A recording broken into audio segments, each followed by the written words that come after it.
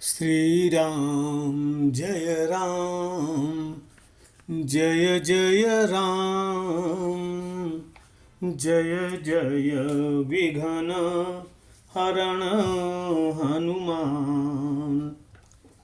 भक्तराज हनुमान भाग 10। माँ सीता अशोक के नीचे बैठी हुई थी। उनका शरीर सूख गया था। बालों की जटा बंध गई थी। सिर पर सौभाग्य का चिन्ह एक बेड़ू मात्र था।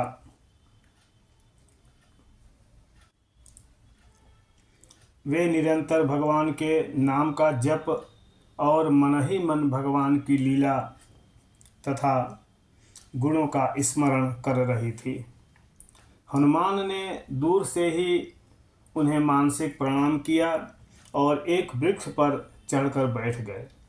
रावण आया और उसने सीता को फुसलाने की चेष्टा की, फिर धमकाया, पर सीता जी की दृढ़ता, पवित्रता,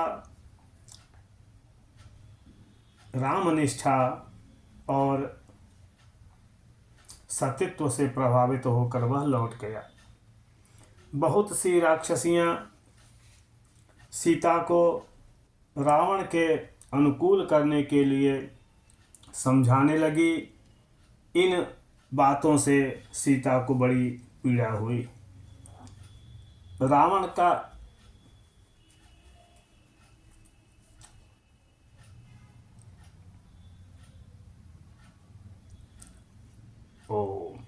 राम का पता न चलने के कारण उनके अनिष्ट की भी आशंका हुई। ऐसा मालूम हुआ कि अब वे जीवित न रहेंगी। त्रिष्टा अपने स्वप्न का वृत्तांत कहकर उन्हें आश्वासन देने लगी और बहुत सी राक्षसियां वहां से चली गई। थोड़ी देर बाद त्रिजटा भी चली गई। सीता को अत्यंत व्यथित देखकर हनुमान ने राम जन्म से लेकर विवाह, वनवास, सीताहरण आदि की बातें वृक्ष पर से ही कही और अंत में बतलाया कि मैं उन्हीं के भेजने से यहाँ आया हूँ। हनुमान की यह अमृतमयी वाणी सुनकर सीता को बड़ा संतोष हुआ, परंतु दूसरे ही क्षण एक आशंका से उनका हृदय सिहर भी उठा। उन्होंने सोचा कहीं यह भी राक्षसी माया न हो। हनुमान ने सीता का भाव ताड़ लिया। उन्होंने कहा, माता, मैं करुणा निधान के चरणों की शपथ लेकर कहता हूँ कि मैं भगवान राम का सेवक हूँ। उन्होंने आपके विश्वास के लिए मुझे एक अंतरंग कथा बताई है।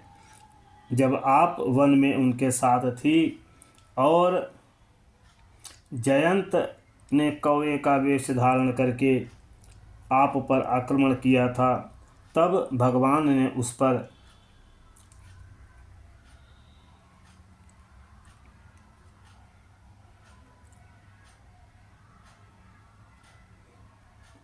इशिकास्त्र का प्रयोग किया और उसे त्रिलोकी में कहीं भी शरण नहीं मिली।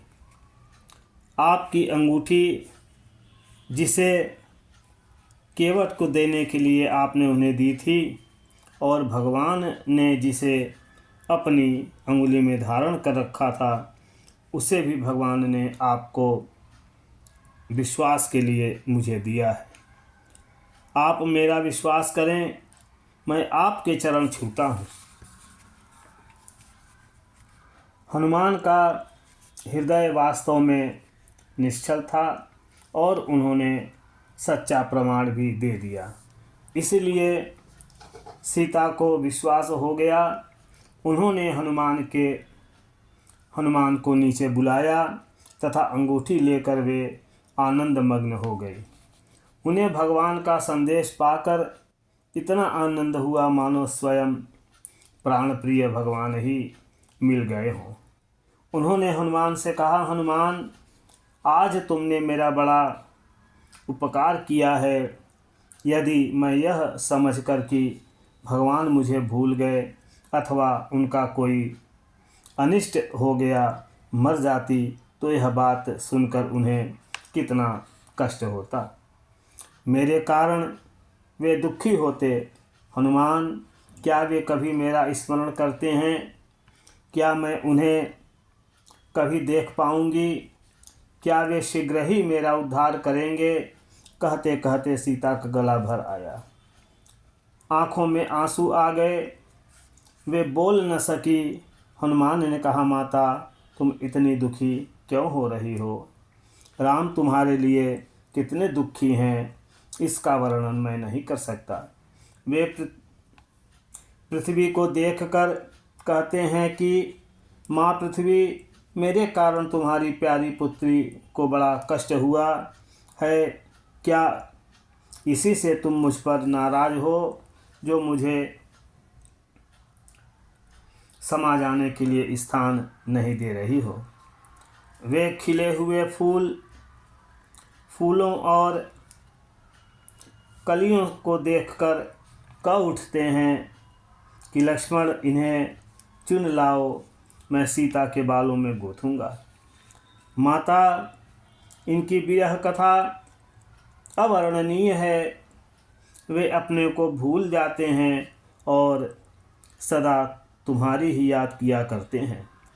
हनुमान ने पुनः कहा, माता, उन्होंने आपको संबोधित करते हुए कहा है, प्रिय, तुम्हारी उपस्थिति में जो वस्तुएं मेरे लिए सुखकर थी, वे ही आज दुखकर हो रही हैं। सुंदर सुंदर वृक्षों की नई नई कपोलें आज मुझे आग सी जान पड़ती हैं। चंद्रमा ग्रीष्म ऋतु के सूर्य की भांति जलाता है और बादलों की नन्ही नन्ही बूंदें तो पहले अमृत के समान जान पड़ती थी, अब जलते हुए तेल सी मालूम पड़ती हैं।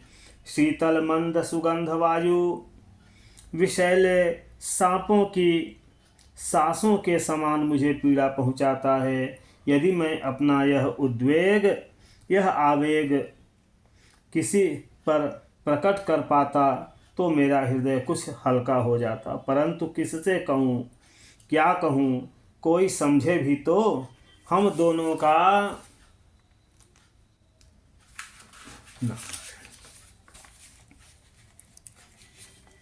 जो पारस्परिक प्रेम है, एक दूसरे की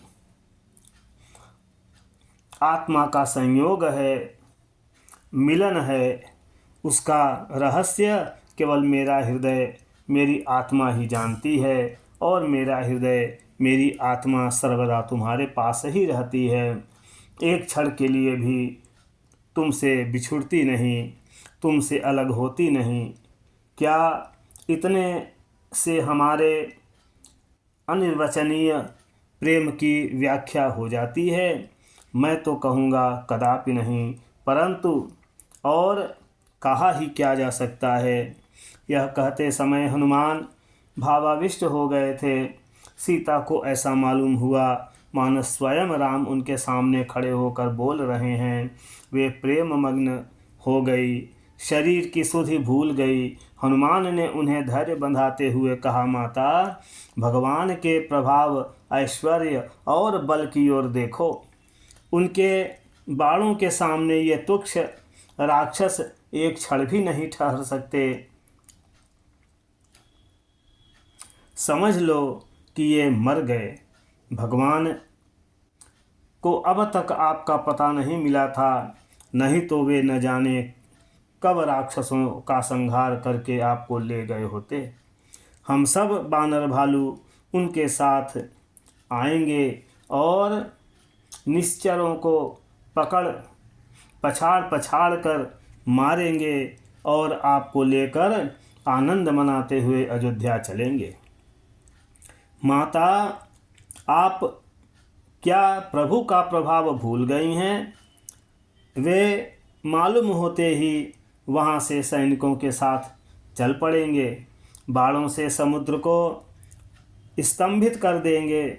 लंका में एक भी राक्षस नहीं बचेगा।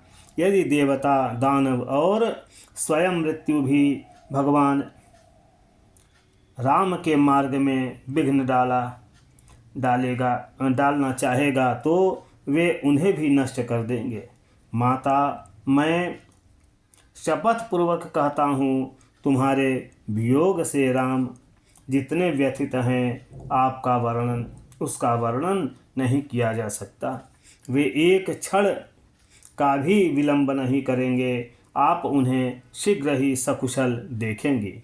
सीता ने कहा, हनुमान, अब तक 10 महीने बीत गए, अब 2 ही महीने बाकी है। यदि इनके बीच में ही भगवान ने मेरा उद्धार नहीं किया तो मैं उनके दर्शन से वंचित रह जाऊंगी। मैं उनके